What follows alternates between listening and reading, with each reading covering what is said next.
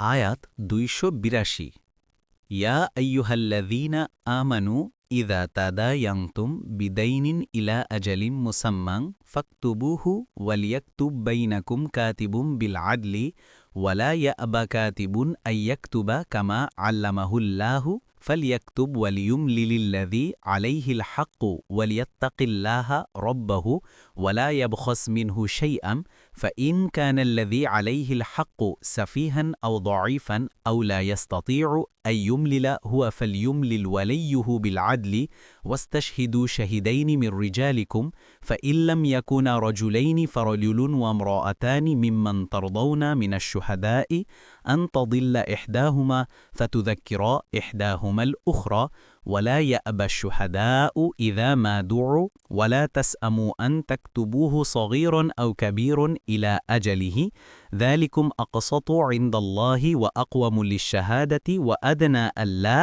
ترتابوا إلا أن تكون تجارة حاضرة تديرونها بينكم فليس عليكم جناح ألا تكتبوها وأشهدوا إذا تبايعتم ولا يضار كاتب ولا شهيد وإن تفعلوا فإنه فسوق بكم واتقوا الله ويعلمكم الله والله بكل شيء عليم অনুবাদ যখন একে অন্যের সাথে নির্ধারিত সময়ের জন্য ঋণের আদান প্রদান করো তখন তা লিখে রেখো। ১. তোমাদের মধ্যে কোনো লেখক যেন তা ন্যায়ভাবে লিখে দেয়। কোনো লেখক লিখতে তা অস্বীকার করবে না, যেমন আল্লাহ তাকে শিক্ষা দিয়েছেন, সুতরাং সে যেন লিখে। ২. এবং যে ব্যক্তির উপর হক্ক রয়েছে ঋণ গ্রহীতা সে যেন লেখার বিষয়বস্তু বলে দেয়। ৩. এবং সে যেন তার রব আল্লাহের তাকওয়া অবলম্বন করে এবং তা থেকে কিছু যেন না কমায়।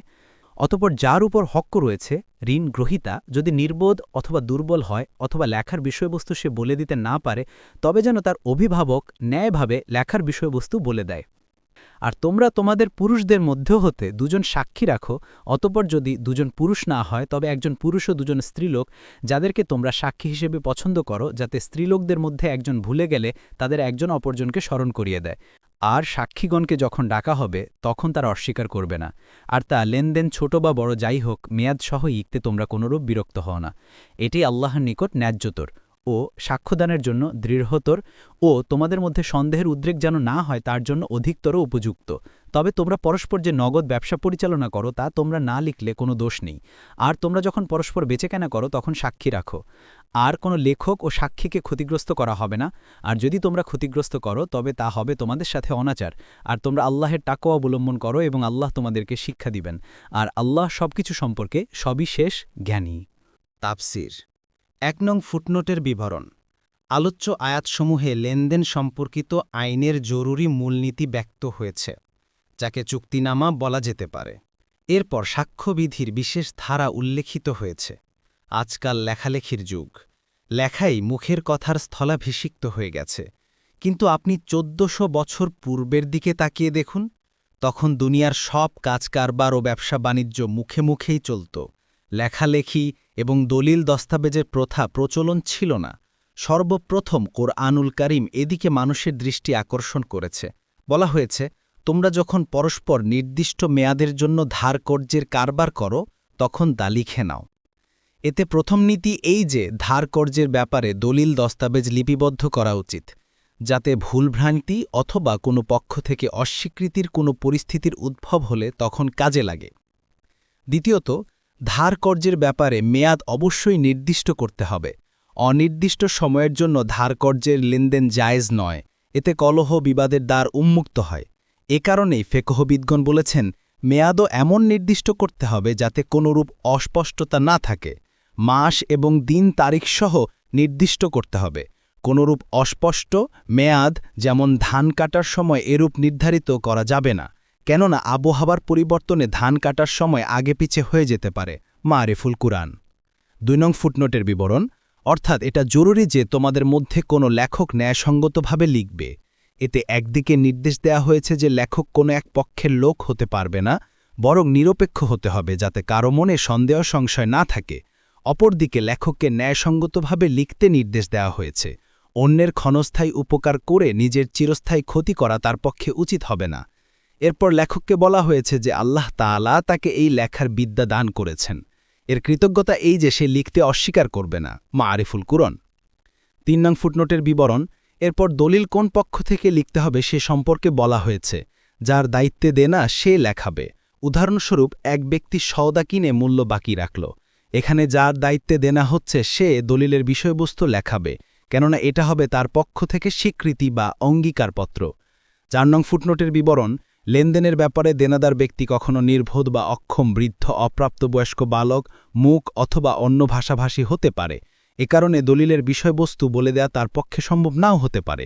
তাই এমন পরিস্থিতির উদ্ভব হলে তার পক্ষ থেকে তার কোনো অভিভাবক লেখাবে। পাগল ও নাবালকের তো অভিভাবক থাকেই, তাদের সব কাজ কারবার অভিভাবক দ্বারাই সম্পন্ন হয়। মূক ও অন্য ভাষাভাষীর অভিভাবকও এই কাজ সম্পন্ন করতে পারে। যদি তারা কাউকে উকিল নিযুক্ত করে তাতেও চলবে। এখানে কোরআনুল কারিমের অলি শব্দটি উভয় অর্থই বোঝায়।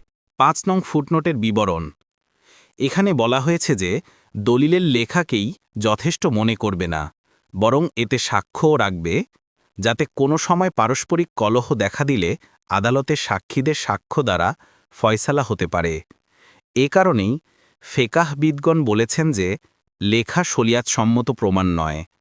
তাই লেখার সমর্থনে শরিয়াতসম্মত সাক্ষ্য বিদ্যমান না থাকলে শুধু লেখার উপর ভিত্তি করে ফয়সালা করা যায় না। আজকালকার সাধারণ আদালতসমূহেও এ রীতিই প্রচলিত রয়েছে। লেখার মৌখিক সত্যায়ন ও তৎসমর্থনে সাক্ষ্য ব্যতীত কোনো ফয়সালা করা হয় না।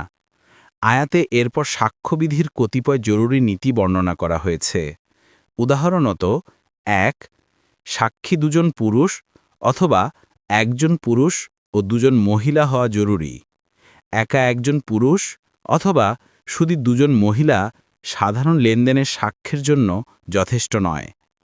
অনুরূপভাবে ২. সাক্ষী মুসলিম হতে হবে। মিন রিজালি শব্দে এদিকেই নির্দেশ করা হয়েছে। ৩.